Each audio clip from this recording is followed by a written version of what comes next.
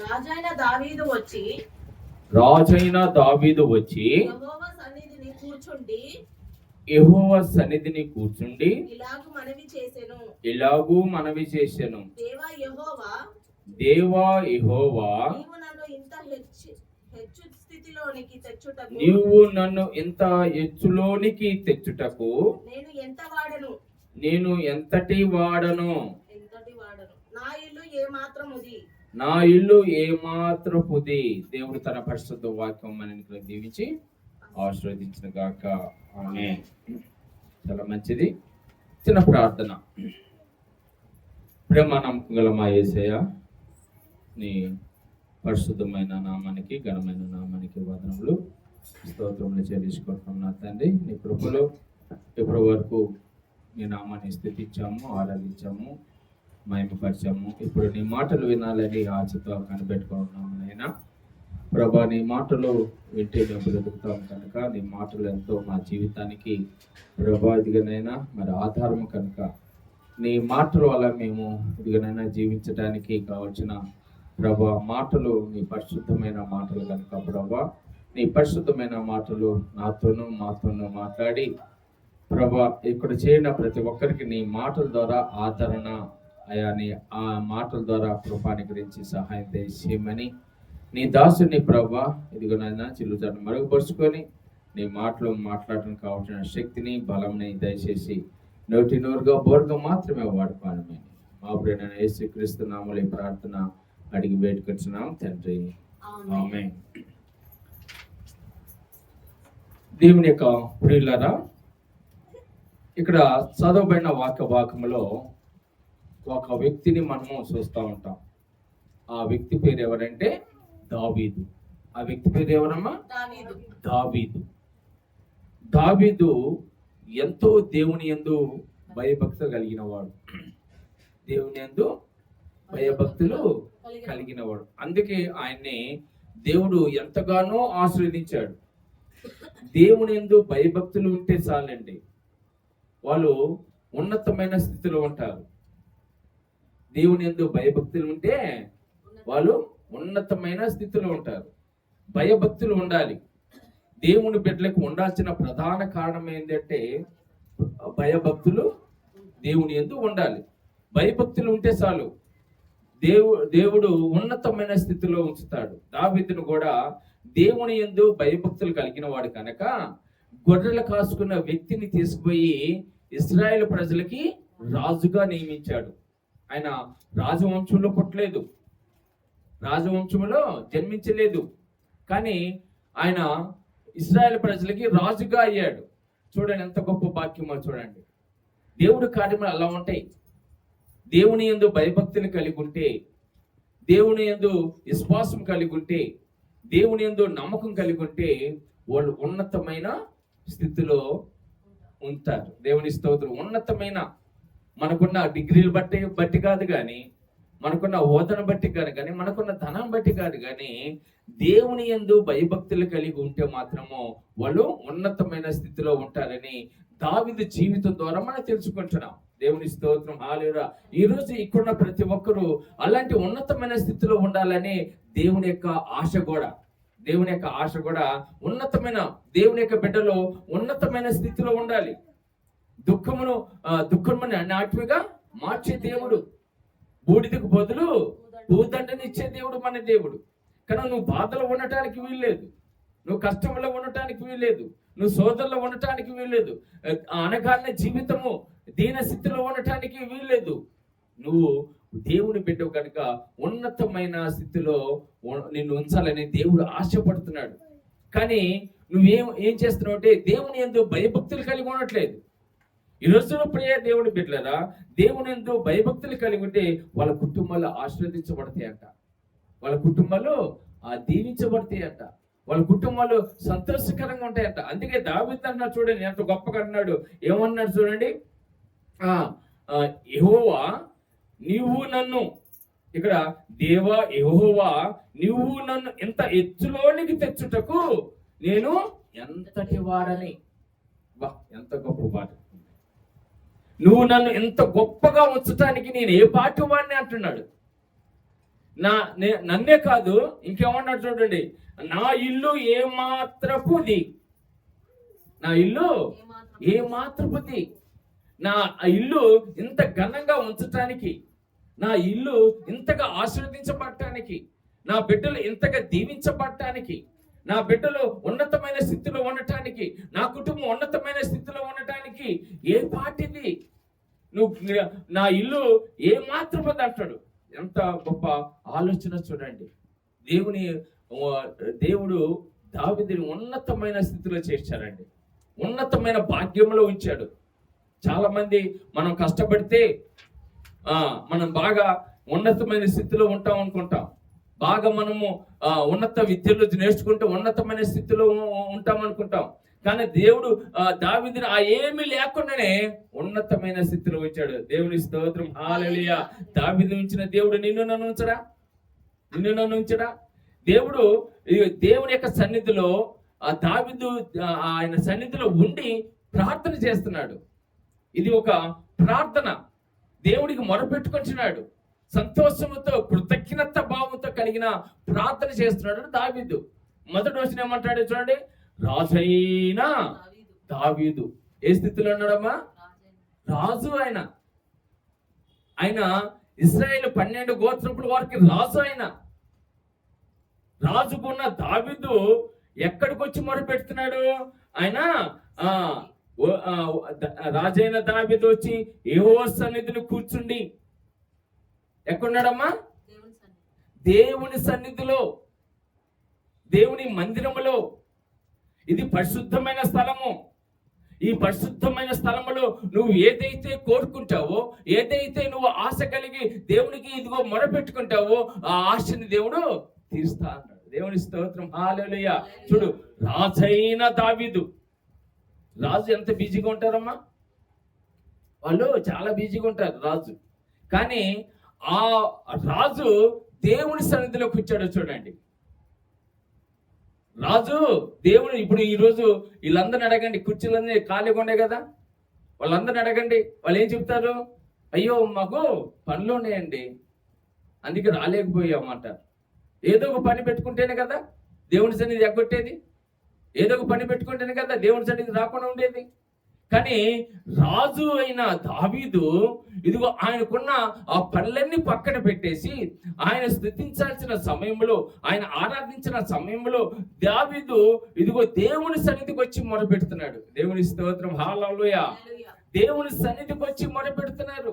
ఒక్కొక్కరు ఒక్కొక్క కారణం చెప్తారండి. ఈరోజు ఏమ్మా మందిరానికి రాలేదంటే ఒక్కొక్క కారణం చెప్తారు. నాకు డౌట్, మన బిడ్డలు 2 సంఘాలు మెయింటైన్ చేస్తారని ఒక అనుమానం ఉంటుంది. ఒకసారి ఆరాధన మనకు జరుగుతున్నప్పుడు చెక్ చేస్తే వాళ్ళు ఇంట్లో ఉన్నారో లేదు చూడాలనిపిస్తుంది. ఒకసారి ఉంటారో అసలు ఏదో సంఘాలకు పోతున్నారో మనకు తెలియట్లేదు. ఒక వారం ఇక్కడికి వస్తున్నారు, ఒక వారం ఇంకొక చోటకు వెళ్తున్నారేమో. ఒక క్రమశిక్షణ లేదు మన సంఘంలో. ఒక దేవుని సన్నిధిలో ఇదిగో మన సంఘము మనం ఏర్పాటు చేసుకున్న మందిరం ఇది దేవుని సన్నిధి, ఇదిగో నేను వెళ్ళాలి అన్నాక ఆ బాధ్యత లేదు.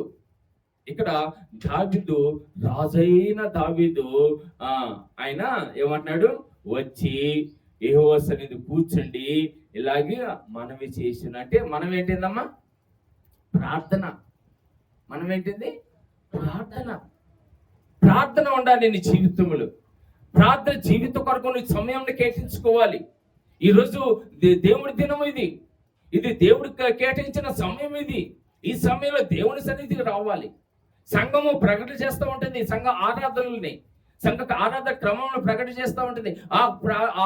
ప్రకటించిన ఆ కార్యక్రమంలో నీ వంతు నువ్వేంటి, నీ బాధ్యత అనేది కూడా తెలుసుకోండి. ఇక్కడ రాజైన దావీదు, ఎవరు మాట్లాడుతున్న మాటలో? రాజైన దావీదు అంటే ఏంటి? ఇక్కడ రాజైన దావీదు, దేవుడు దావీదుని రాజుగా నియమించాడు. కానీ ఆయన ఆరాధించాల్సిన సమయం మాత్రం ఆయన పోగొట్టుకోవట్లేదు. దేవుని స్తుతించాల్సిన సమయం మాత్రము ఆయన పోగొట్టుకోవట్లేదు. ఎందుకంటే దేవుని యొక్క విలువ తెలుసు, ఆరాధన యొక్క విలువ తెలుసు. ఆ ఆరాధనలో ఎంతగా మనం ఆశీర్వదించబడతామో, ఎంతగా మనం దీవించబడతామో, ఎంతగా దేవుని సన్నిధిలో ఉంటే మనం అంతగా ఉన్నతమైన స్థితిలో ఉంటామో దావీదుకు తెలుసు. దేవుని యందు భయభక్తులు కలిగి ఉంటే ఎంతగా ఆశీర్వదించబడతామో దావీదుకు తెలుసు. కాబట్టి ఆయన గొర్రెలు కాచుకునే ఆ దావీదు ఇశ్రాయేలు ప్రజలకి ఆయన రాజుగా సింహాసనం ఎదుట ఉన్నాడు.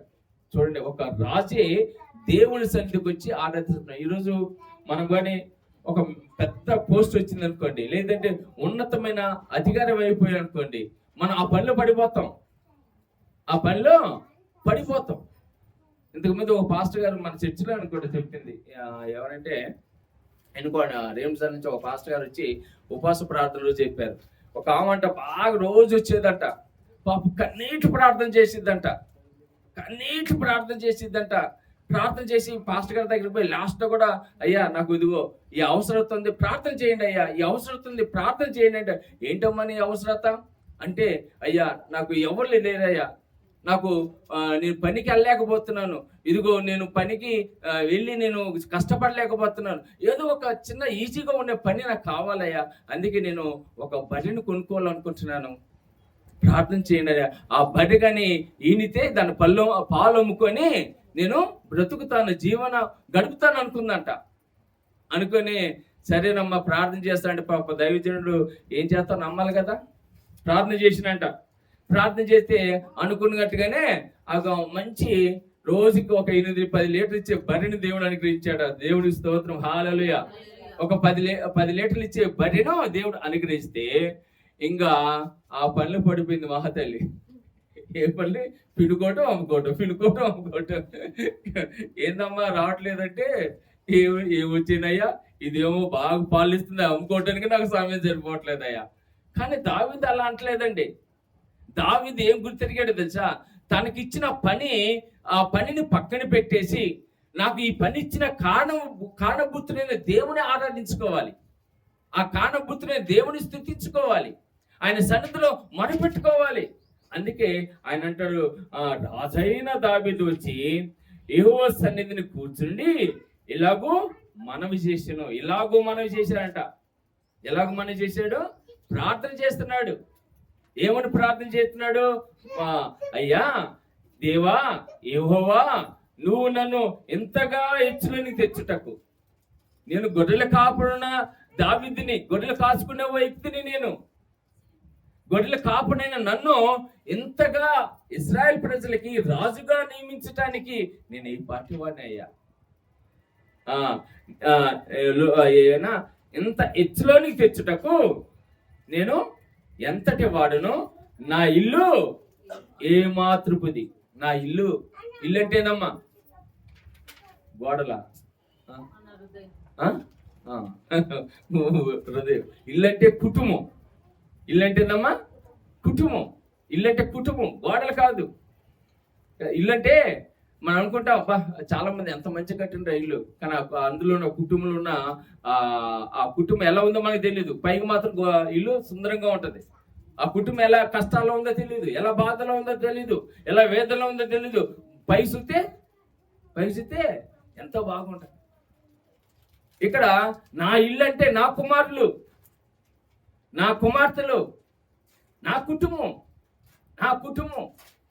నా కుటుంబాన్ని ఇంతగా ఎత్తించడానికి నేను ఏ పార్టీ వాడిని, నేను ఇంతగా హెచ్చించబడ్డానికి. అమ్మ కొంచెం ఏంటండి అయిపోయాడు వాక్యం, ఒక అర్ధగంటే కదా, ఇంకొక అర్ధగంటే చదగానండి. నా కుటుంబం హెచ్చించబడటానికి ఎంత గొప్ప దీవెనలండి. దేవుని యందు భయభక్తులు కలిగి ఉంటే ఎంత ఆశీర్వాదములు. భయభక్తి ఉండాలండి. అది మన విశ్వాస జీవితంలో ఫస్ట్ ఉండాల్సిన మెట్టు ఏంటంటే భయభక్తి ఉండాలి. దావీదుకు అలాంటి భయభక్తి ఉంది కాబట్టి ఆయన దేవుని సన్నిధికి వెళ్ళాడు. తన బాధ్యతను వదిలిపెట్టేసి, తన పనిని వదిలిపెట్టేసి. ఈరోజు మనం వదిలిపెడతామా? దేవుని యొక్క సన్నిధి ఉందంటే మనం వదిలిపెడతామా? వదిలిపెట్టిన వారే దేవుడు వాళ్ళని ఆశీర్వదిస్తాడు. దేవుని స్తోత్రం, హల్లెలూయా. ఇలాగా దావీదు ఉన్నతమైన స్థితిలో ఉండటానికి కారణము ఏంటి? కొన్ని కారణాలని పరిశుద్ధ గ్రంథంలో తెలుసుకుందాం. ప్రియ దేవుని బిడ్డలారా, ఆయన ఇశ్రాయేలు ప్రజలకి ఆయన రాజుగా ఉండటానికి కారణము, ఆయన కుటుంబం అంతగా హెచ్చించబడటానికి కారణము, ఆ దావీదు అంతగా ఆనందించడానికి కారణము, అంతగా దేవుని స్తుతించడానికి కారణము అనేది మనం జ్ఞాపకం చేసుకుందాం. దేవుని స్తోత్రం, హల్లెలూయా. ఇక్కడ ఈ యొక్క లేఖన భాగములో ఆయన అంటాడు, నువ్వు నన్ను ఎంతగా హెచ్చులోనికి తెచ్చుటకు నేను ఎంతటి వాడును, నా ఇల్లు ఏ మాత్రపుది అంటాడు. 2 సమూయేలు గ్రంథం 7:18 ఇదే మాట అంటాడు దావీదు. చూడండి 2 సమూయేలు గ్రంథము అమ్మా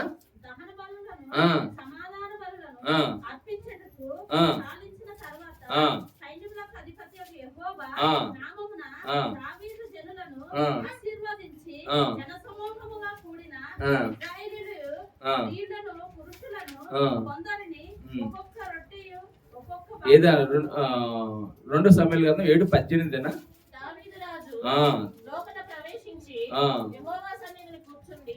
దావీదు రాజు లోపల ప్రవేశించి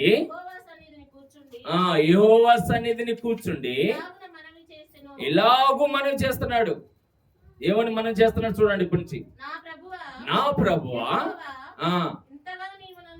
ఇంతగా నువ్వు నన్ను హెచ్చించుటకు నేను ఎంతటి వాడను, నా కుటుంబం ఏ పాటిది, నా కుటుంబము ఏ పాటిది. ఎంత గొప్ప భాగ్యం అండి ఇది. ఒక్కసారి ఆలోచన చేసుకోండి ప్రియ దేవుని బిడ్డలారా. మనం హెచ్చించబడాలి, మనం ఉన్నతమైన స్థితిలో ఉండాలి. అదే దేవుడి యొక్క ఆలోచన. దీన స్థితిలో ఉండటానికి వీల్లేదు, శ్రమలో ఉండటానికి వీల్లేదు. ఇదిగో దుఃఖమును నాట్యముగా మార్తాన్ని సెలవిచ్చిన దేవుడు నమ్మదగిన దేవుడు కనుక ఆ దేవుడిని ఎవరైతే భయభక్తులు కలిగి దావీదు వలె ఉంటారో ఇదిగో ఇలాగా మనవి చేస్తారు. నా కుటుంబం ఈరోజు ప్రియ దేవుని బిడ్డలారా, అనేకమైన గొప్ప కార్యములు చేసే దేవుడు. నా జీవితంలో నేను విశ్వాసంగా దేవుళ్ళలోకి వచ్చిన తర్వాత నా జీవితంలో అనేకమైన గొప్ప కార్యములు, దేవుడు ఈ గుర్రం కట్టేటప్పుడు కూడా అనేకమైన అద్భుత కార్యములు చూసిన నేను. దేవుడు నా చేతిలో 0 బడ్జెట్. అందరూ డబ్బులుంటే ఇల్లు కడతారు, కానీ నాకు అంత డబ్బులు లేకుండా దేవుడు ఈ యొక్క గృహాన్ని నిర్మించాడు. దేవుని స్తోత్రం, హల్లెలూయా, హల్లెలూయా. కనుక నేను ఏ పార్టీ వాడిని, నా గృహము నా కుటుంబం ఇంతగా హెచ్చించబడటానికి నా గృహం ఏ పార్టీది, నా కుటుంబం ఏ పార్టీది. దావీదు తన యొక్క జీవితంలో చేసిన కార్యములు జ్ఞాపకం చేసుకుంటున్నాడు. దీన స్థితిలో ఉన్న దావీదు, గొర్రెలు కాసుకుంటున్న దావీదు జీవితంలో గొప్ప మేలు చేత ఇదిగో దేవుని మేలు పొందుకొని ఉన్నతమైన స్థితిలోకి చేరినవాడు. ఈరోజు నువ్వు నేను ఆ స్థితిలో ఉండాలనే దేవుడి యొక్క ఆలోచన.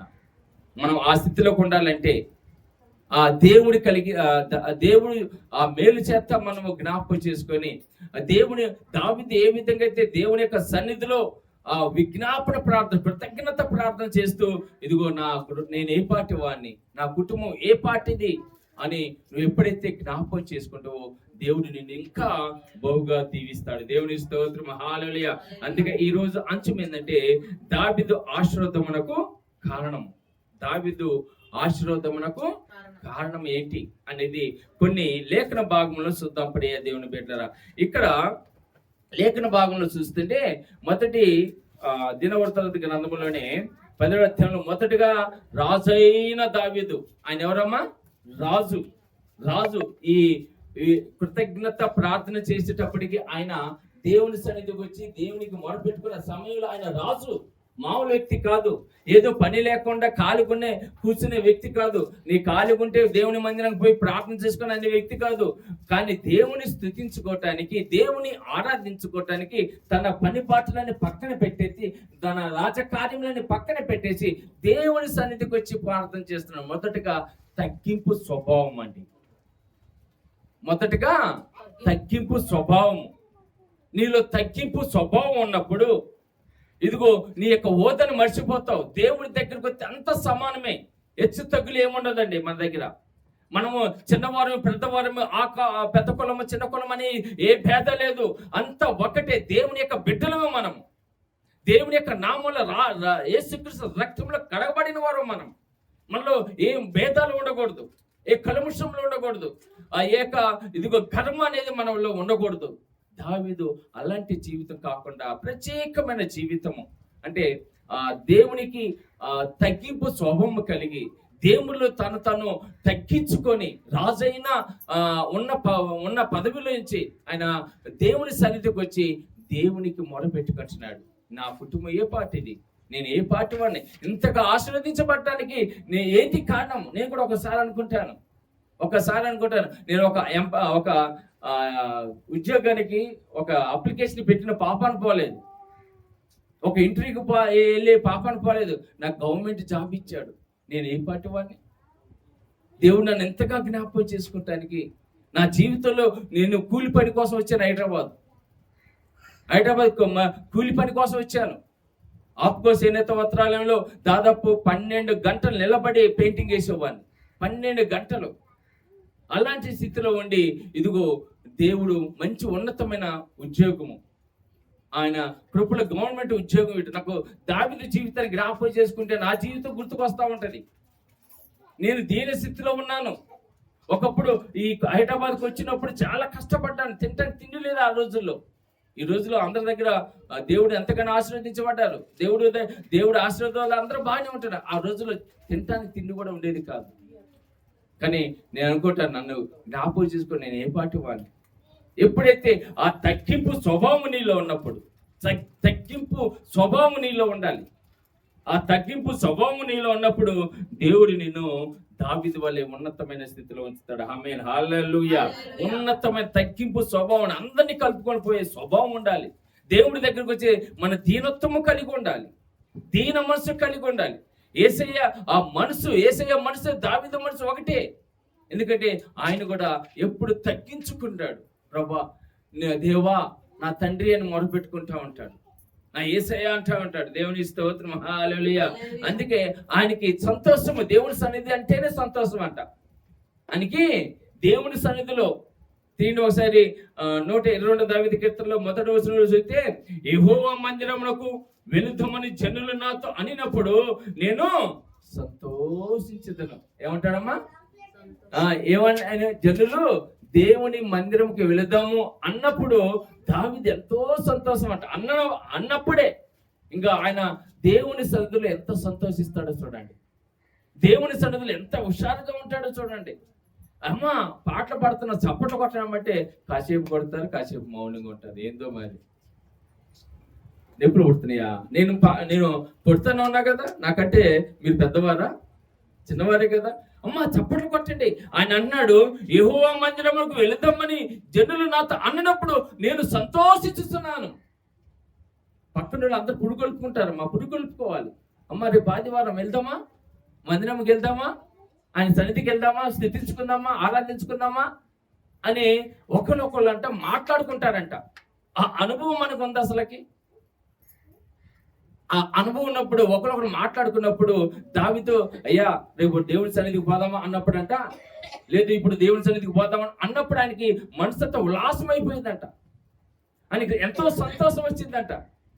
దేవుని సన్నిధి పట్ల అంత ఆశ కలిగిన వాడు కాబట్టే ఆయన కుటుంబం ఎంతో ఆశీర్వదించబడింది. దేవుని స్తోత్రం, హల్లెలూయా.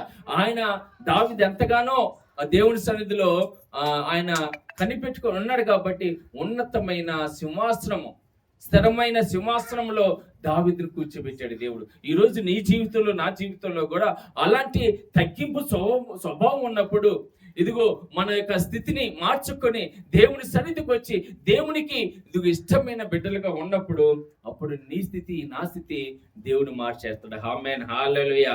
ఎప్పుడైతే దేవుని సన్నిధిలో నువ్వు దేవుని స్తుతించాలని ఆశ కలిగి ఉంటుందో, ఎప్పుడైతే దేవుని సన్నిధిలో నువ్వు ఇది ఆయన నామాన్ని మహిమపరచాలని ఆశ కలిగి ఉంటారో అప్పుడు దేవుడు ఉన్నతమైన, అందుకే ఆయన మొదటగా దావీదు తగ్గించుకొని దీన స్థితిలో ఉండి దేవునికి మొరపెట్టుకుంటాడు. ఎప్పుడైనా దేవుని సన్నిధికి విలువండి. దేవుని సన్నిధికి దావీదు అంతగా ఇచ్చించబడటానికి కారణం ఏంటంటే దేవుని సన్నిధి. ఆయన అనుభవించడానికి, దేవుని సన్నిధిలో స్తుతించడానికి ఇష్టపడ్డాడు. దేవుని ఆరాధించడానికి ఇష్టపడేవాడు, మహింపరచడానికి ఇష్టపడేవాడు. ఆయన ఆరాధనలు అంటే ఎంతో ఇష్టపడేవాడు. జనులు నాతో దేవుని మందిరంకి వెళ్దాము అన్నప్పుడు నేను ఎంతో సంతోషిస్తున్నాను అంటాడు, ఎంతో ఆనందిస్తున్నాను అంటాడు. ఆనందం మనలో ఉండాలండి. ఆనందం, ఆ సంతోషం దేవుని మందిరంలో మనం వచ్చినప్పుడు ఆ సంతోషం అప్పుడు నిన్ను దావీదు వల్లే ఆశీర్వదిస్తాడు. దేవుని స్తోత్రం, హల్లెలూయా. దావీదు కుటుంబం వల్లే నిన్ను హెచ్చుగా ఉంచబోతున్నాడు. దేవుని స్తోత్రం. అందుకే సామెతల గ్రంథంలో 29వ అధ్యాయం 23వ వచనంలో ఎవరు తగ్గించుకుంటారంట? వినయ మనుష్కుడు ఘనత నొందును అంటది. అమ్మా తీయండి 23వ వచనం, 29వ అధ్యాయం 23వ వచనం.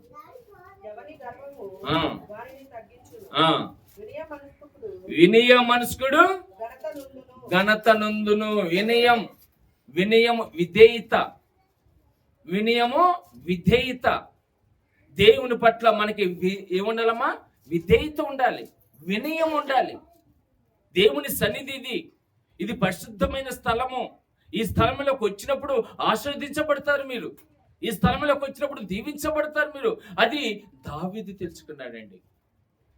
దావీదు తెలుసుకొని ఆయన తగ్గించుకొని దేవుని సన్నిధిలో ఎంతగానో తగ్గింపుతో ఆయన దేవునికి విజ్ఞాపన చేసేవాడు. నేను పురుగులంటి వాడిని అంటాడు, నేను దుమ్ములంటి వాడిని అంటాడు. అమ్మా నేను దుమ్ములంటి వాడిని అంటాడు, నేను దేనికి పనికిరాని ప్రభు అంటాడు. ఆయన రాజుగా ఉన్న దావీదు చూడండి, పురుగులంటి వాడిని పురుగుతో పోల్చుకుంటాడు ఆయన, దుమ్ముతో పోల్చుకుంటాడు ఆయన. అది భక్తి, దేవుళ్ళు విశ్వాసము. దేవుని ఎదుట మనం ఏ పార్టీ వారమే? దేవుని ఎదుట ఇక్కడ దేవుడు ఉన్నాడు. ఇది ప్రత్యేకించబడిన స్థలం అండి. ఇది జనుల నివాస స్థలం కాదు. ఇది దేవుని యొక్క ప్రత్యేకించబడిన స్థలం. ఇది ఈ స్థలంలో దేవుడు నివాసం చేస్తూ ఉంటాడు. ఆ నివాసము ఉన్న ఆ దేవుని సన్నిధికి వచ్చి మనము ఆయన సంతోషపరిస్తే మన సంతోషపరచడా దేవుడు? దావీదు చేసింది అదే, దేవుని సంతోషపరిచాడు. ఆయన సన్నిధికి రావటమే సంతోషపరచటం అంటే. ఆయన పరిపూర్ణంగా ఆరాధించటమే. పరిపూర్ణంగా నువ్వు ఆరాధించు, పరిపూర్ణంగా దీవుల్లో నీకు మెండుగా ఇస్తాడు. దేవుని స్తోత్రం, హల్లెలూయా, హల్లెలూయా. అందుకే మత్తయి సువార్తలో యేసయ్య కూడా ఒక గొప్ప మాట అంటాడండి. ఏమంటే తాను తగ్గించుకుని వాడెవడో వాళ్ళు హెచ్చించబడును, పరలోక రాజ్యము అలాంటి వారిని అంటాడు. దేవుని స్తోత్రం. ఎవరైతే తగ్గించుకుంటాడో హెచ్చించబడుతుడు. మత్తయి సువార్త 23వ అధ్యాయం 12వ వచనంలో తాను తగ్గించుకున్న వాడు హెచ్చించబడనని ఉంటది.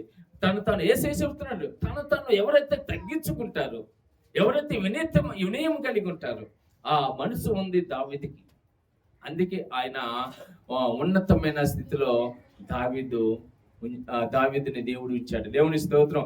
ఈరోజు అంత ఉన్నతమైన స్థితిలో ఉంచిన దేవుడు మన దేవుడు ఆయనే. నీ దేవుడు నా దేవుడు కూడా ఆయనే. అలాగ ఉన్నతమైన స్థితిలో ఉండాలి.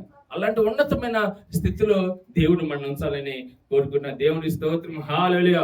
మొదటిగా తగ్గింపు స్వభావం మనలో ఉండాలి. అందరూ ప్రేమించటం నేర్చుకోవాలి. దేవుని సన్నిధిలో వినయం కలిగి ఉండాలి. అప్పుడే దేవుడు ఉన్నతమైన స్థితిలో దేవుడు నిన్ను నన్ను ఉంచుతాడు. దేవుని స్తోత్రం, హల్లెలూయా. అందుకే దావీదు అంతగా హెచ్చించబడటానికి, దావీదు కుటుంబం అంతగా దీవించబడటానికి కారణము ఆయన మొదటగా ఆయన తగ్గించుకున్నాడు. దేవుని ఎదుట ఆయన హెచ్చింపబడ్డాడు. దేవుని స్తోత్రం, హల్లెలూయా. ఈరోజు అలాంటి ఆలోచన మనకు ఉండాలి. దేవుని దగ్గరకు వచ్చినప్పుడు భయభక్తితో రావాలి. అయ్యో దేవుని సమయము నేను పోగొట్టుకోవద్దు, దేవుని సమయాన్ని సద్వినియోగం చేసుకోవాలి, దేవుని పరిపూర్ణంగా స్తుతించుకోవాలి, నా పూర్ణమైన హృదయంతో దేవుని ఆరాధించుకోవాలి అనే ఆలోచనతో నువ్వు ఎప్పుడైతే ఉంటావో అప్పుడు దావీదు వలె నిన్ను కూడా ఉన్నతమైన జీవితము దేవుడు అనుగ్రహిస్తాడు. దేవుని స్తోత్రం, హల్లెలూయా. రెండో ఆలోచన జ్ఞాపకం చేసుకుందాం ప్రియ దేవుని బిడ్డలారా. ఏవోస్ అనేదిని కూర్చుండి ఆయన భయభక్తులతో తగ్గింపు స్వభావంతో కాదు, ఆయన స్తుతించటానికి ఆయన పరిపూర్ణంగా ఆయన ప్రాణము, ఆయన ఎంత అంటే పరిపూర్ణమైన ఆరాధన చెల్లించేవాడు. ఆయన దేవుని సన్నిధిలో వెళ్దామా, పరిపూర్ణ ఆరాధన. పరిపూర్ణమైన దేవుడు మన దేవుడు. ఆ పరిపూర్ణమైన దేవుని పరిపూర్ణంగా ఆరాధించుకునేవాడట. పరిపూర్ణమైన ఆరాధన ఎవరైతే చేస్తారో దావీదు ఆ కుటుంబం ఏ విధంగా ఆశీర్వదించబడిందో నీ కుటుంబం నా కుటుంబం కూడా అలాగా అందుకే అంటాడు కీర్తన గ్రంథం 42వ అధ్యాయం 2వ వచనంలో, నా ప్రాణము దేవుని కొరకు ఏం కొనుచున్నదంట? దుష్ట కొనుచున్నది. నా ప్రాణము దేవుని కొరకు 42వ అధ్యాయం 2వ వచనం చదవండి. నా ప్రాణము దేవుని కొరకు దుష్ట కొనుచున్నది. జీవము గల దేవుని కొరకు దృష్టికొడుతున్నది. దేవుని సన్నిధికి నేను ఎప్పుడు వచ్చిందను, ఆయన సన్నిధిని నేను ఎప్పుడు కనపడేదను. ఆయన సన్నిధిని ఆయన ఇష్టపడతాడంట. రెండోది ఏంటంటే ఆయన సన్నిధిని ఇష్టపడతాడంట. నేను ఎప్పుడు దేవుని సన్నిధి, ఎప్పుడు నాకు ఆదివారం అయితే, ఎప్పుడు నాకు ప్రార్థన ఉంది, నేను ఆ ప్రార్థన ఎప్పుడు పొందుకోవాలి, ఆయన సన్నిధిలో నేను ఎప్పుడు ఉండాలి, ఎప్పుడు తన ప్రాణము ఆశ కలుగుతుందంట. హల్లెలూయా. దేవుని సన్నిధి నేను ఎప్పుడు వచ్చిద్దను, ఆయన సన్నిధి నేను ఎప్పుడు కనబడేదను. బా ఎంతమ్మా, ఎంత ఆశ. మనము ఇదిగో మన ఆ ఉన్నతమైన స్థితిలో ఉండాలంటే ఎంతగా చెమటోడ్చి కష్టపడినా దేవుడు ఆశ్రయించకపోతే మనము ఉన్నతమైన స్థితిలో ఉండలేము. దేవుని యొక్క దేవుళ్ళు నీకు ఇస్తే అప్పుడు నేను ఉన్నతమైన స్థితిలో ఉంచుతాడు. దేవుని స్తోత్రం, హల్లెలూయా. అందుకే ఆయన సన్నిధిని కనపడాలని ఇష్టపడేవాడట. రెండవదిగా ఆయన సన్నిధిలో ఉండాలని ఇష్టపడేవాడు. మొదటగా ఆయన తగ్గించుకున్నాడు, తర్వాత రెండవదిగా ఆయన సన్నిధిలో ఉండాలని ఇష్టపడేవాడంట. ఆయన సన్నిధిలో ఉండాలని ఇష్టపడేవాడు. అందుకే ప్రియ దేవుని బిడ్డలారా, క్రైస్తవులైన మనము దేవుని రక్తం ద్వారా కడగబడిన మనము దేవుని సన్నిధిలో ఉండటానికి ఇష్టపడాలి. ఏదైనప్పటికీ, నీకు ఎంత ఉపయోగమైన పనులు ఉన్నప్పటికీ, నీవు ఉపయోగించే పనులు ఉన్నప్పటికీ ఇంతకంటే ఉపయోగకరం ఏది ఉండదండి. దేవుడు ఆశీర్వదిస్తేనే నువ్వు ఆశీర్వదించబడతావు, దీవిస్తేనే దీవించబడతావు. అందుకే దేవుని యందు ఎవరైతే విశ్వాస కలిగి ఉంటారో వాళ్ళని ఉన్నతమైన స్థితిలో ఉంచడానికి 68వ దావీదు కీర్తనలో 3వ వచనంలో కూడా దేవుని సన్నిధిని ఏం చేస్తాడంట దావీదు?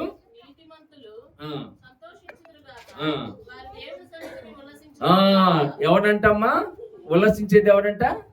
నీతిమంతులు. బా, నీతిమంతులు అంటే అబ్రాహాము దేవుని నమ్మిను, అది నీతిగా ఎంచబడిను. అంటే నీతిమంతులు అంటే దేవుని నమ్మిన వారు, దేవుని నమ్మిన వారు. నేను నమ్మానండి, నువ్వు నమ్మినావు, కానీ ఎన్ని ఆదివారాలు దుమ్మ కొడుతున్నావు, ఎంత సమయం నువ్వు పోగొట్టుకుంటున్నావు, అది ఒక్కసారి లెక్కనేసుకో. విశ్వాసం అంటే ప్రతి ఒక్క ఆదివారం మిస్ చేసుకోకుండా ప్రతి ఆదివారము నీ యొక్క దేవుని యొక్క దీవులతో నింపబడాలని ఆశతో దేవుని సన్నిధిరా, ఉల్లాసముతో దేవుని సన్నిధికి సంతోషంగా రా. దేవుని సన్నిధిలో ఇదిగో కనిపెట్టుకొని ఉండు. నేను ఎప్పుడు దేవుని సమయం వస్తుందా అని కనిపెట్టుకొని ఉండు. పరిపూర్ణమైన విశ్వాసంతో ఉండు. దావీదు ఉన్నాడు కనుకే ఆయన ఉన్నతమైన స్థితిలో ఉన్నాడు. దేవుని స్తోత్రం, హల్లెలూయా, హల్లెలూయా. అందుకే ప్రియ దేవుని బిడ్డలారా, దేవుని సన్నిధిలో కనిపెట్టుకొని ఉండాలి. సంఘానికి కూడా కనిపెట్టుకొని ఉండాలండి. సంఘం అంటే నేను ఎంతగా ఆదరించేది సంఘము కొరకు, మీ కొరకు మేము ఎంత ప్రయాసపడుతున్నామో మీకు అర్థం కావట్లేదు. మేము ఎంతగా ఇదిగో సంఘము ద్వారా అనేకమైన కార్యములు, మనకు సంఘములు అనేకమైన గొప్ప కార్యములు అయినాయి, కానీ అది గుర్తించలేదు మన సంఘము. అనేకమైన మన సంఘము ప్రార్థన ద్వారా గొప్ప గొప్ప కార్యములు అయినాయండి. గొప్ప కార్యములు కదా. మన 7 వారాల కుమారుడు ఉన్నాడు కదా ఇక్కడ, ఇవ్వచ్చు 7 వారాల ప్రార్థన ఫలము, 7 వారాల ప్రార్థన ఫలం అండి. 7 వారాలు మనము ప్రార్థనలు కుటుంబం పెట్టుకుంది, దేవుడు ఆ బిడ్డని అనుగ్రహించాడు. దేవుడి స్తోత్రం, హల్లెలూయా. ఎన్నో మన బిడ్డల చదువులో కానీ ఉన్నతమైన చదువులు చదవటానికి కారణము మన కాడ ఏ స్తోమత ఉంది చెప్పండి? మన కాడ ఏమైనా ఉందా? కానీ దేవుడు సహాయం చేస్తేనే కదా. ఈరోజు దేవుడు అలాంటి సహాయం ఎన్నో చేస్తాడు మన జీవితంలో. ఆ సహాయమే కాదు, ఉన్నతమైన స్థితిలో ప్రతి ఒక్కరూ ఉండాలనే దేవుడి యొక్క ఆలోచన. మన మధ్యలో మమత, అంధకారము చీకటిలో గొలుసుతో కట్టబడిన బిడ్డ ఈరోజు స్వేచ్ఛగా దేవుని ఆరాధించుకుంటుంది. ఎన్నో గొప్ప కార్యములు, ఇంకా అనేకమైన కార్యములు ఉన్నాయి ప్రియ దేవుడి బిడ్డలారా. అందుకే దేవుని సన్నిధిలో ఉన్న వాళ్ళని దావీదుని ఏ విధంగా ఆశీర్వదించాడు, వాళ్ళ కుటుంబాన్ని ఉన్నతమైన స్థితిలో ఉంచాడు. అంత ఉన్నతమైన స్థితిలో దేవుడు మనస్తాడు. దేవుని స్తోత్రం, హల్లెలూయా, హల్లెలూయా. మూడోదిగా ఆయన జీవితంలో మరొక కారణం ఏంటంటే ప్రార్థన. ఆయన జీవితంలో మరొక కారణము ప్రార్థన అనేది బలమైన ఆయుధం అని. ప్రార్థన అనేది బలమైన ఆయుధం. ప్రార్థన అనేది మన జీవితంలో ఉండాలి. ప్రార్థన లేకపోతే మన జీవితంలో ఉన్నతమైన స్థితిలో చేరలేము.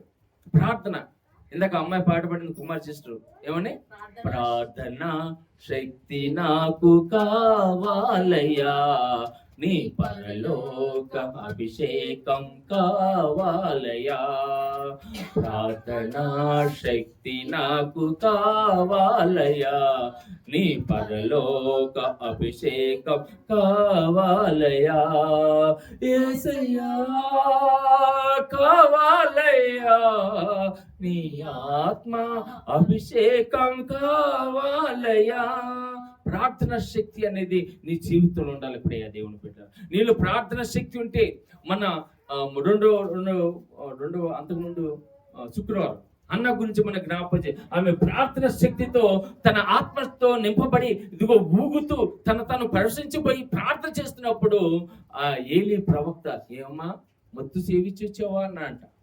ఆమె అంతగా ప్రార్థన చేస్తుంది. ఆమె విలువైపోయి ప్రార్థనలో విలువైపోయి తనకు ఉన్న అవమానాన్ని పోగొట్టుకోవడానికి ఎంతో ఆత్మీయంగా ప్రార్థన చేస్తుందండి. ప్రార్థన కలిగి ఆమె కుమార్ని పొందుకుంది. ప్రార్థన శక్తి అలాంటిది. నువ్వు అనుకుంటావు ప్రార్థన ఇదిగో నేను ఎక్కడ చేస్తే ఏముందని, కానీ సంఘం ప్రార్థన ఎంతో శక్తివంతమైన ప్రార్థన, విశ్వాస ప్రార్థన ఎంతో బలమైన ప్రార్థన. నువ్వు వ్యక్తిగతంగా చేసుకున్నా బలంగా చేసుకున్నా ప్రార్థన అనేది నీకు ఒక ఆయుధం. ఎందుకంటే శత్రువు సాతానుడు ఎప్పుడు మనని పొంచి ఉంటాడు, గర్జించి సింహంలే మన పక్కనే ఉంటాడు, మన పడగొట్టడానికి చూస్తాడు, మన కష్టాలు పాలు చేయడానికి చూస్తాడు, మన అవమానించడానికి చూస్తాడు, మనకి ఇదిగో నిప్పుల్లో అగ్నిగుండంలో వేయడానికి చూస్తూ ఉంటాడు. ఆ ప్రార్థన శక్తి నీలో ఉంటే సాతానుని దరిదాపులకి చేరాడు. దేవుని స్తోత్రం, హల్లెలూయా. నిరంతరము దేవుని సన్నిధిలో ప్రార్థన చేసే వ్యక్తిగా దావీదు ఉన్నాడు. దివారాత్రములు ఆయన ప్రార్థన చేసేవాడు. సమయము ఆ సమయము ఏ సమయంలో అయినా ఆయన ప్రార్థన చేసేవాడు, ప్రార్థన శక్తి కలిగిన వాడు. అందుకే ఇప్పుడు దేవుని బిడ్డ చేసింది 2 సమూయేలు గ్రంథంలో 22:7 తీయండి. కానీ అక్కడ ఒక అంశం చెప్తాను. సౌలు చేతుల నుండి అతను తరుగుతున్నప్పుడు, అంటే శత్రు చేతుల నుండి దావీదు తరమబడుతున్నప్పుడు చేసిన ప్రార్థన అక్కడ ఉంటుందండి. ఒక అద్భుతమైన 7 చదవండి. 7 తీసే ఎలాగంట, నా శ్రమలో నేను యెహోవాకు మొరపెడితిని, అబ్బా నా దేవునికి ప్రార్థన, శ్రమలలో ప్రార్థన. దావీదు ఆయనకి శత్రువులు ఉన్నారు. మంచి చేసిన వాళ్ళకి శత్రువులు ఉంటారండి. మంచి చేసిన వారే మంచి వారికే. సౌలుకి మంచి చేసిండు దావీదు. సౌలు అంటే ఎవరు? దావీదు కంటే ముందు రాజు సౌలు, ఇశ్రాయేల్ ప్రజలకు ముందు రాజు సౌలు. ఆయనకి మంచి చేశాడు. కానీ ఆ మంచి ఆయనకి ఏమైందంటే అసూయగా మారిపోయింది. సౌలు 10,000 మంది ఏముంటది చెప్పడమ్మా, 10,000 మంది చంపాను, ఈయన 1,000 మంది చంపాడు శత్రువులు. దావీదు 10,000 మంది, సౌలు 1,000 మంది చంపాడు. ఇప్పుడు దావీదు ఎంతమంది చంపాడు? 10,000 మంది చంపాడు. ఆయన రాజు ఏమో 1,000 మందిని చంపాడు. 10,000 మందిని చంపిన ఆయన రాజసూడిగా గణపరుస్తున్నారు ప్రజలు, స్తుతిస్తున్నారు. అందుకే ఈయన ఈర్ష్య. ఆ సౌలు దావీదుని చంపాలని నిరంతరం ప్రయత్నం చేస్తానే ఉన్నాడు. ఆ సమయంలో చేసిన ప్రార్థన ఇది. ప్రార్థన అనుభవం నీలో ఉంటే నీ శత్రువు నీ జోలికి రాడండి. శత్రువు లేదనుకోవద్దు. శత్రువులు ఎవరో తెలుసా? ఈ రోజులో మనకు అనేక మంది శత్రువులు మన చుట్టుముట్టే ఉన్నారు. షుగర్ అనే ఒక శత్రువు, బీపీ అనే ఒక శత్రువు కదా, క్యాన్సర్ అనే ఒక శత్రువు, లివర్ ప్రాబ్లం ఒక శత్రువు, హార్ట్ ప్రాబ్లమ్స్ ఒక శత్రువు. ఇంతమంది శత్రువులు మనం ఫేస్ చేస్తారు. ఇదిగో ఈ యొక్క రోగములను తట్టుకోవాలంటే ఈ శత్రువుని మనల్ని లేకుండా చేయాలి. ప్రార్థన శక్తి నీలో ఉండాలి. ఆ దావీదు ప్రార్థన శక్తి కలిగిన వాడు కనుక ఇదిగో నిరంతరము దేవుని నామములో ప్రార్థన చేసేవాడు. దేవుని స్తోత్రం, హల్లెలూయా. ఆ ప్రార్థన అనుభవం ఎవరికైతే ఉంటుందో వాళ్ళు ఉన్నతమైన స్థితిలో ఉంటారు. ఏం చెప్పాను ఇప్పటికీ? ఏం చెప్పాను? ఏదో మనం అక్కడ సీరియస్ చూద్దాం. ఫస్ట్ ఏంటి? తగ్గింపు స్వభావం. 2 దేవుని సన్నిధిలో ఉండటానికి ఇష్టపడటం. నేను ఎల్లప్పుడూ దేవుని సన్నిధిలో ఉండాలని, దేవుని సన్నిధి కనపడటానికి ఇష్టపడటం. రెండవదిగా ప్రార్థన. మూడవదిగా జ్ఞాపకం చేసుకుందాం కృతజ్ఞత. దావీదుకు ఉంది ఏంటంటే కృతజ్ఞత. దేవుని స్తోత్రం, హల్లెలూయా. దావీదు రాసిన కీర్తనలు 79వ అధ్యాయం 13వ వచనం. అప్పుడు ఈ ప్రజలను నీ మందగొర్రెలైన మేము సదాకాలము నీకు కృతజ్ఞత స్తుతులు చెల్లించదు. కృతజ్ఞత. ఎందుకు కృతజ్ఞత చెప్పండి? ఎవరు కలిగి ఉంటారు కృతజ్ఞత? బాబు, ఎవరు కలిగి ఉంటారు కృతజ్ఞత? ఎవరికి ఉంటుంది కృతజ్ఞత? చెప్పండి, ఎవరికి ఉంటుంది కృతజ్ఞత? ఆ కృతజ్ఞత తెలుసుకున్న వారికి ఉంటుంది. దేవుని స్తోత్రం, హల్లెలూయా. అర్థమవుతుందా? దావీదు తెలుసుకున్నాడు. ఏమి తెలుసుకున్నాడు? నేను గొర్రెలు కాసుకునేవాడిని, ఇప్పుడు నన్ను దేవుడు రాజుగా సింహాసనంలో కూర్చోబెట్టాడు. అది తెలుసుకున్నాడు దావీదు. అది తెలుసుకున్నాడు. నేను ఏ స్థితిలో ఉన్నాను, ఇప్పుడు ఏ స్థితిలో ఉన్నాను. నా కుటుంబం ఒకప్పుడు ఏ స్థితిలో ఉంది, ఇప్పుడు నా కుటుంబం ఏ స్థితిలో ఉంది. నేను ఈరోజు ఈ యొక్క స్థితిలో ఉండటానికి కారణం ఏంటి? ఇంతగా హెచ్చించబడ్డానికి కారణం ఏంటి? దావీదు అది జ్ఞాపకం చేసుకుంటున్నా. కృతజ్ఞత అంటే నీకు చేసిన మేల్ని జ్ఞాపకం చేసుకోవటం. నీకు చేసిన మేల్ని జ్ఞాపకం చేసుకుంటాం. ఈరోజు ఎవరైతే మేలు చేస్తారో వాళ్ళకే క్యూట్ చేస్తారు చాలా మంది. సౌలులాగా. సౌలు కూడా అదే చేసిండు. దావీదు మేలే చేసిండు, కానీ సౌలు ఏం చేశాడు? క్యూట్ చేయాలని చూశాడు. మంచోళ్ళకే క్యూడండి. మంచోళ్ళకే క్యూడు. మంచోళ్ళకి క్యూడు సహాయం చేసిన వాళ్ళకే క్యూడు తలంపాలని చూస్తున్నారు ఈ లోకం. ఆ స్థితిలో ఉంటే అది ఉన్నతమైన స్థితిలో మనం ఉంచలేదు. ఎవరైతే కృతజ్ఞత, ఏ మేలు ఏ మానవుడు చేసినా, ఏ మేలు దేవుడు చేసింది, ఆ మేలు ప్రతిదీ అండర్లైన్ చేసుకోవాలి, గుర్తు పెట్టుకోవాలి. మన జీవితంలో మన హృదయంలో భద్రపరచుకోవాలి. నేను ఒకప్పుడు ఏ స్థితిలో ఉన్నాను, ఈరోజు ఏ స్థితిలో. సంఘము ఈరోజు నేను ఈ స్థితిలో ఉంచడానికి సంఘము కారణము, సంఘం యొక్క దీవుల కారణము, సంఘం యొక్క కాపుదల కారణము. ఇదిగో నేను ఈరోజు సంఘంలో ఎదగబడతాను. నేను నన్ను దావీదు వలె ఉన్నతమైన స్థితిలో ఉంచాడు. దేవుని స్తోత్రం, హల్లెలూయా. దావీదు కుటుంబలే నా కుటుంబాలని ఉందని ఈ స్థితిలో ఉండటానికి కారణము ఇదిగో నా దేవుడు. దావీదు అదే గుర్తెరిగాడు, గొర్రెల కాపాడుకున్న దావీదు. అందుకే ఆయన అంటాడు, ఇదిగో దేవుడి యొక్క సన్నిధిలో సదాకాలము నీకు కృతజ్ఞత స్తుతులు చెల్లించుదాము. దేవుని స్తోత్రం. 9వ అధ్యాయం 2వ వచనం. కృతజ్ఞత స్తుతులతో ఆయన సన్నిధికి వచ్చిద్దాము అంటాడు. దేవుని స్తోత్రం, హల్లెలూయా. కృతజ్ఞత ఉండాలి. మనకి ఏం కలిగి ఉండాలమ్మా? కృతజ్ఞత. చేసిన మేలు దేనిని మరవకూడదు, మర్చిపోకూడదు. ఎప్పుడు దేవునికి కృతజ్ఞత కలిగి జీవించే వారుగా ఉండాలి. అప్పుడే దావీదు వలె ఎంతగానో ఆశీర్వదించబడతాం, మనం ఎంతగానో ఉన్నతమైన స్థితిలో ఉంచబడతాం. దేవుని స్తోత్రం, హల్లెలూయా. అదే విధంగా 5వదిగా జ్ఞాపకం చేసుకుంటే ఆయన అంతగా ఆశీర్వదించబడటానికి కారణం ఏంటంటే ఆయన బాధ్యత కలిగి జీవించాడంట. ఆయన బాధ్యత కలిగిన వ్యక్తి అంట. దావీదు ఉన్నతమైన స్థితిలో చేరటానికి కారణం ఏంటంటే ఆయన బాధ్యత కలిగి. ఈరోజు ఇప్పుడే దేవుని బిడ్డలారా, ఇక్కడున్న ప్రతి ఒక్కరూ బాధ్యత ఉండాలండి. కుటుంబంలో నీ బాధ్యత ఏంటి? చాలా మంది ఆ బాధ్యత మర్చిపోతారు. తండ్రి, ఆ కుటుంబ యజమానుడు ఆ బాధ్యత మర్చిపోయి జీవిస్తూ ఉంటారు. అందుకే ఆ కుటుంబం ఎదగలేదు. చాలా మంది ఆ కుటుంబం ఉన్నతమైన స్థితిలో ఉండలేరు. ఆ బాధ్యత ఇక్కడ దావీదు తన బాధ్యతని జ్ఞాపకం చేసుకుంటున్నాడు. ఎలా అంటే ఆయన గొర్రెలు కాసుకునేవాడు కదా, గొర్రెలు కాసుకున్నాడు. ఆయన సహోదరులేమో సైన్యంలో ఉన్నవాళ్ళు, సౌలు చేతి కింద సైన్యంలో ఉండేవాళ్ళు. అయితే ఆ తండ్రి దావీదు యొక్క తండ్రి యేసయ్య పిలిచి, అరే నువ్వు ఇట్రా, ఇదిగో మీ యొక్క అన్నలకి ఈ యొక్క రొట్టెలు తీసుకొని చద్ది కొట్టుకొని తీసుకెళ్ళంటే ఆయన గొర్రెలు కాసుకుంటున్నాడు. అప్పుడు కాసుకున్న వ్యక్తి గొర్రెల్ని విడిచిపెట్టలేదు. గొర్రెల్ని విడిచిపెట్టకుండా ఆయన ఏం చేశాడు? అరే నా గొర్రెలు ఉన్నాయి కదా, అవి పక్కన వాళ్ళకి ఆ బాధ్యతను ఒప్పచెప్పేసి మా అన్నల దగ్గరికి వెళ్తామని ఆయన ఆ గొర్రెల బాధ్యత పక్కన వాళ్ళకి ఒప్పచెప్పాడండి. నీ యొక్క బాధ్యత మర్చిపోకూడదు ఎప్పటికైనా కానీ. ఆయన బాధ్యత కలిగిన వాడు కాబట్టి, ఆ బాధ్యతలో ఆయన ఉన్నాడు కాబట్టి దేవుడు అంతగా హెచ్చించాడు ఆయన దావీదుని. ఆ కుటుంబం అంతగా ఆశీర్వదించే కారణము బాధ్యతను మర్చిపోకూడదు. నీ బాధ్యత సంఘములు కూడా ఏంటి అని గుర్తించాలి.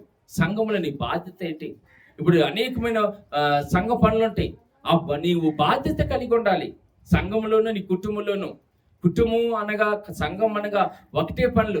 దేవుని యొక్క నీ కుటుంబ పోషణార్థ పనులు ఒక పని అయితే, ఇక్కడ దేవుని సువార్త పనులు. అందులో నీ బాధ్యత ఏంటి? నీ బాధ్యత గుర్తెరిగి నువ్వు సహకారంగా ఉండాలి సంఘంలో. నీ బాధ్యత గుర్తెరిగి సంఘంలో ఇదిగో విస్తారమైన పనులు పెట్టుకొని ఇదిగో దేవుని పనులతో నువ్వు ముందుకెళ్తూ ఉంటే నువ్వు కూడా ఆశ్రదించబడు. మర్చిపోకూడదు దేవుని పనులని. మర్చిపోతారు చాలా మంది.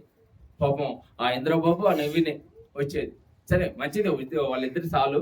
అయితే వచ్చినప్పుడు ఉన్నప్పుడు అందరూ కలిసి చేసుకోవాలి. మీరు ఉన్నారులే నేను ఎందుకులే అనుకోకూడదు. వాళ్ళు ఉన్నారుగా నేను ఎందుకులే అనుకోకూడదు. అక్కడ ఆ బాధ్యత కలిగి ఉన్నాడు కాబట్టి దావీదు అంతగా ఆశ్రయించాడు. ఒకసారి 17వ అధ్యాయము మొదటి సమూయేలు గ్రంథము 17వ అధ్యాయము మొదటి సమూయేలు గ్రంథము 17వ అధ్యాయము అది ఆ సన్నివేశం మీకు చూపిస్తాను. 16వ అధ్యాయము 17వ అధ్యాయము 17వ వచనం 17వ అధ్యాయం 17వ వచనం. నీ సహోదరులకు వేయించిన ఈ గోధుమలో ఈ 10 రొట్టెలను తీసుకొని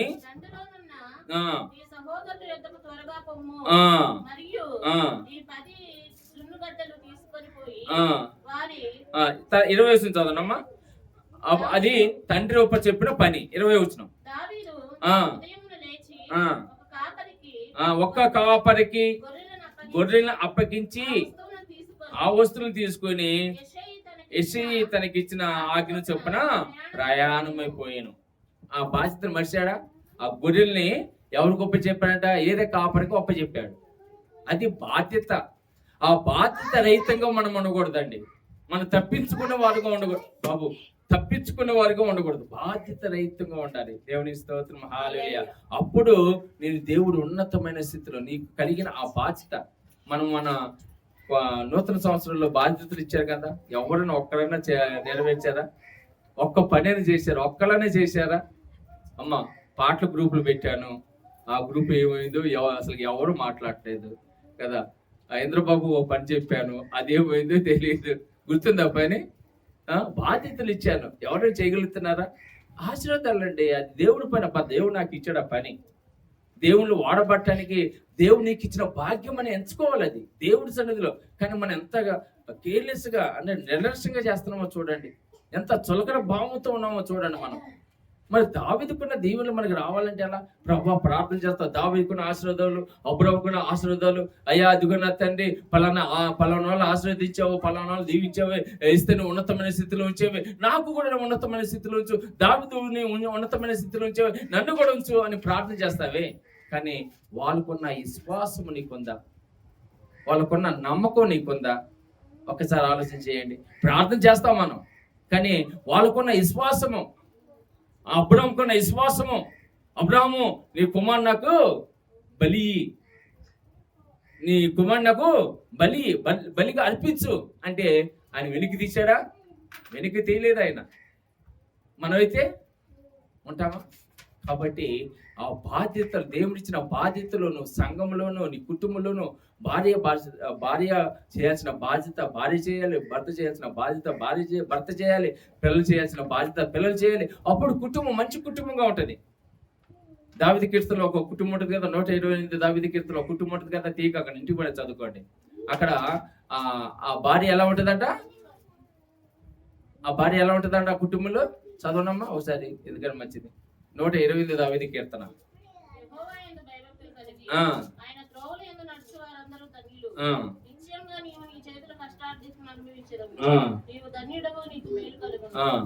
ఇది భర్త గురించి. నువ్వు ధన్యుడు, నీకు మేలు కలుగును. భర్త గురించి చెప్తున్నాడు దేవుడు. నువ్వు ధన్యుడివి, నువ్వు భయభక్తులు కలిగిన వాడివి, నువ్వు బాధ్యత కలిగిన వాడివి, నువ్వు నమ్మకంగా ఉన్నవాడివి, నువ్వు ధన్యుడివి. ఇప్పుడు భార్య గురించి చెప్తున్నాడు దేవుడు.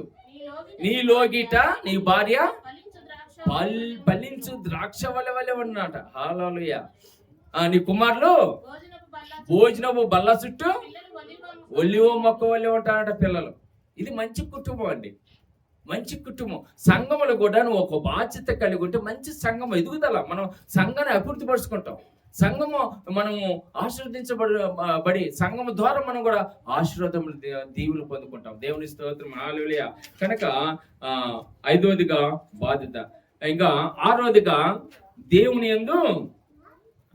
యందు నమ్మకం పెట్టుట.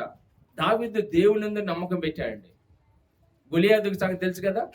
గొలియాతు అప్పటికి ఇశ్రాయేల్ ప్రజలు ఆ గొలియాతుతో భయపడిపోతున్నారు.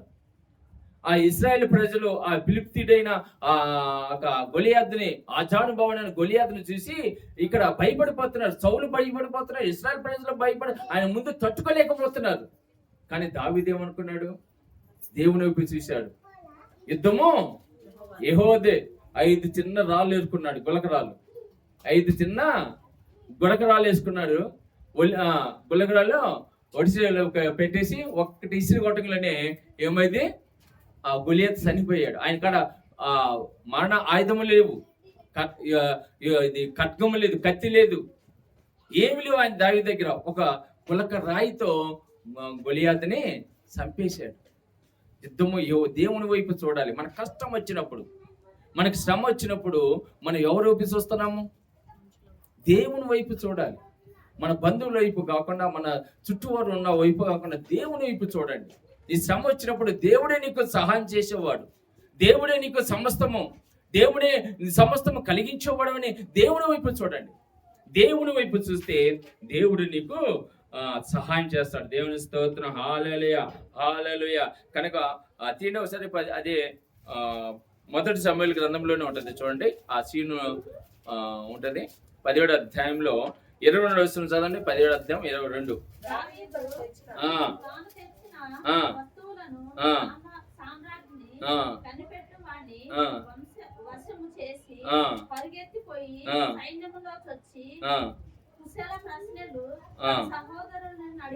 అక్కడ అడుగుతున్నాడు. ఏంటి అడిగితే, ఇదిగో నాయన ఈ నెల మనకి ప్రాబ్లం గొలియాతు ద్వారా అని చెప్పి వాళ్ళు చెప్తున్న ఆ మాట మనం ఇక్కడ చూస్తున్నాం అన్నమాట. 25వ వచనంలో, ఇశ్రాయేలు ఒక్కడు వచ్చును, ఆ మనిషిని చూస్తే నిజంగా ఇశ్రాయేల్లో తిరస్కరించిన వాడు బయలుదేరి కలగజేసిన అదేనా. 26 దావీదు జీవము గల దేవుని సైన్యములకు తిరస్కరించుటకు ఈ సున్నతి లేని ఫిలిష్తీయుడు ఎంతటి వాడు. ఈ చూడండి, ఈ సున్నతి లేని ఫిలిష్తీయుడు గొలియాతు ఎంతటి వాడని చెప్పేసి అక్కడ 50వ వచనంలో, దావీదు ఫిలిష్తీయుని కంటే బలాఢ్యుడు, ఖడ్గము లేపియు ఒడిసెలతోనూ రాతితోనూ ఆ ఫిలిష్తీయుని కొట్టి చంపాడు. ఎలా అంట? ఒడిసెలతో, రాళ్ళతో కొట్టి చంపాడంట ఆ ఫిలిష్తీయుని. ఎంత గొప్ప ఆశ్చర్యకార్యం అండి. దేవుని వైపు చూసినప్పుడు దేవుడే నీకు సహాయం చేస్తాడు. కష్టం వచ్చినప్పుడు గొలియాతు లాంటి మన ముందు అనేకమైన కష్టములు ఉండొచ్చు, కానీ ఆ కష్టముల్ని దేవుడు వెళ్ళిపోయారు. దేవుడి వైపు చూసినప్పుడు దేవుడు నీకు సహాయం చేస్తాడు. 7వదిగా మనం జ్ఞాపకం చేసుకుంటే, దేవుని యందు సమర్పణ కలిగిన వాడంట దావీదు. దేవుని యందు సమయం చూస్తున్నారా? లాస్ట్ వచ్చిన చెప్తున్నాను. ఆయన దేవునికి సమర్పణ ఇచ్చేవాడట. దేవుని స్తోత్రం, హల్లెలూయా. చూడండి ఒకసారి మొదటి దినవృత్తాంత గ్రంథములో 22వ అధ్యాయం 14వ వచనం. 22వ అధ్యాయము 14వ వచనం. 22. నా కష్టస్థితిలో నుండి ప్రయాసపడి యెహోవా మందిరముకు 2 లక్షల మణుగుల బంగారమును 10 కోట్ల మణుగుల వెండిని తూచ సఖ్యము కానంత విస్తారమైన ఇత్తడిని ఇనుమును సమకూర్చి ఉన్నాను. దేవుని స్తోత్రం, హల్లెలూయా. ఆయనలో ఇంకొక గుణం ఏంటంటే దేవునికి సమర్పించే గుణం ఉందంట. ఆయన చూడండి, ఆయన ఎంతగా దాచిపెట్టుకున్నాడు. ఆయన తన కష్ట చిత్రంలోంచి దేవుడికి ఇవ్వటానికి ఇష్టపడ్డాడండి. దేవుడికి ఇచ్చింది మనకి మళ్ళీ ఎలా వచ్చిందంట? 100 ఫలములతో దేవుడు మనకి ఇస్తాడు. దేవుని స్తోత్రం, హల్లెలూయా. దేవుడికి మనకి ఇచ్చటం, దేవుడికి మనం ఇచ్చేది, అది మళ్ళీ మనకి తిరిగి 100 ఫలములు. ఎంత గొప్ప భాగ్యం అండి. 1 రూపాయి 100 రూపాయలుగా వాడతాడు. అది మనం గుర్తెరగాలి. దేవుడికి ఇచ్చింది అది దేవుడు దీవిస్తాడు. దేవుడికి ఇచ్చిన వాటినే, ఇదిగో ఆయనకి ఇచ్చిన వాటినే దేవుడు ఇచ్చాడు దావీదుకి. ఆ ఇచ్చిన వాటిని ఈరోజు దేవుడికి మనకి అనేకమైన ఆరోగ్యం ఇచ్చాడు, శక్తిని ఇచ్చాడు, బలం ఇచ్చాడు. ఆ శక్తిని బలమని దేవుడి కొరకు ఉపయోగపడాలి, దేవుని కొరకు వినియోగించబడాలి. అప్పుడే దేవుళ్ళు నువ్వు ఉన్నతమైన స్థితిలో ఆశీర్వదించబడతావు. దేవుడు ఉన్నతమైన స్థితిలో దావీదును ఉంచడానికి కారణం ఏంటంటే ఆయన సమర్పణను చూడండి. ఈరోజు మనం ఏమి ఇస్తున్నామా దేవునికి? మన సమర్పణ ఇస్తున్నామా? అన్నిటికంటే నీ యొక్క జీవితాన్ని సమర్పించుకున్నావా? ఒకసారి ఆలోచన చేయండి. దేవుడు ఇచ్చింది ఇవ్వటానికి కూడా ఇష్టపడట్లేదు నువ్వు ఈ రోజు మనం దేవుడికి ఇచ్చింది, దేవుడు మనకి ఇచ్చింది కూడా మనకి ఆయన శక్తిని ఇచ్చాడు. ఆ శక్తితో దేవుని ఆరాధించాలి. ఆ దేవుడు ఇదిగో మనకి ఆరోగ్యం ఇచ్చాడు, ఆరోగ్యంతో దేవుని స్తుతించాలి. ఇదిగో దేవుడు నేను ఉన్నతమైన స్థితిలో ఉంచాడు, ఆ ఇచ్చిన దాంట్లోంచి దేవుడికి ఇవ్వటానికి నువ్వు ఇష్టపడలేదు. ఇంకా నువ్వు ఉన్నతమైన స్థితిలో ఉండాలంటే ప్రియ దేవుని బిడ్డలారా, ఇదిగో దావీదుకు కలిగిన లక్షణాలు కలిగి ఉండండి. అప్పుడే మీరు ఉన్నతమైన స్థితిలో దేవుడు నిన్ను ఉంచుతాడు. దేవుని స్తోత్రం. హల్లెలూయా, హల్లెలూయా. అందుకే ఆయన అంటాడు, రాజు అయిన దావీదు వచ్చి యెహోవా సన్నిధిని కూర్చుండి ఇలాగో మనవి చేసాను, దేవా యెహోవా నీవు నన్ను ఇంత హెచ్చులోని తెచ్చుటకు నేను ఎంతటి వాడును, నా ఇల్లు ఏమా. నువ్వు అంతగా ఆశీర్వదించబడాలంటే, దావీదు వల్ల ఉన్నతమైన స్థితిలో నువ్వు ఉండాలంటే, దేవుడు ఇచ్చింది ఆయన తీసుకోవటానికి ఒక క్షణం సరిపోయిందండి. కానీ ఆయన తీసుకోడు. ఇచ్చింది ఆయన మన జీవితంలో ఇంకా ఇంకా మార్పు ముందుకుంటారు, ఇంకా ఆశీర్వదించబడాలనే దేవుడి యొక్క ఆలోచన. కనుక ప్రియ దేవుని బిడ్డలారా, దావీదుకున్న ఆలోచనలు మనం కలిగి ఉండాలి. తగ్గింపు స్వభావం ఉండాలి. దేవుని సన్నిధిలో నేను ఎప్పుడు కనపడాలని ఆశ ఉండాలి. అదేవిధంగా కృతజ్ఞత కలిగి ఉండాలి. ప్రార్థన జీవితం కలిగి ఉండాలి. అదేవిధంగా నీకు దేవుని యొక్క సన్నిధిలో ఇదిగో బాధ్యత కలిగి ఉండాలి. దేవునికి సమర్పణ నువ్వు జీవితం అంకితమై ఉండాలి. అప్పుడే దేవుడిను ఉన్నతమైన స్థితిలో ఉంచదు. అలాంటి ఉన్నతమైన స్థితిలో దేవుని యొక్క లక్ష్యములు కలిగి రానున్న రోజుల్లో మీరు ఇంకా ఆశీర్వదించబడాలని, మీ కుటుంబం దీవించబడాలని కోరుకుంటూ ఈ మాటలు ముగిస్తున్నా. కొద్ది మాటలు దేవుడు దీవించి ఆశీర్వదించిన గాక. ఆమేన్. చిన్న ప్రార్థన. తల వంచుకున్నట్టు, మా ప్రభువా, మా యేసయ్యా, నీకు వందనములు స్తోత్రములు చెల్లించుకుంటున్నాం. నీ కృపలో నా తండ్రి, ఇదిగోనైనా దావీదు అంతగా హెచ్చించబడటానికి కారణము మేము ఈరోజు తెలుసుకున్నాం నాయన.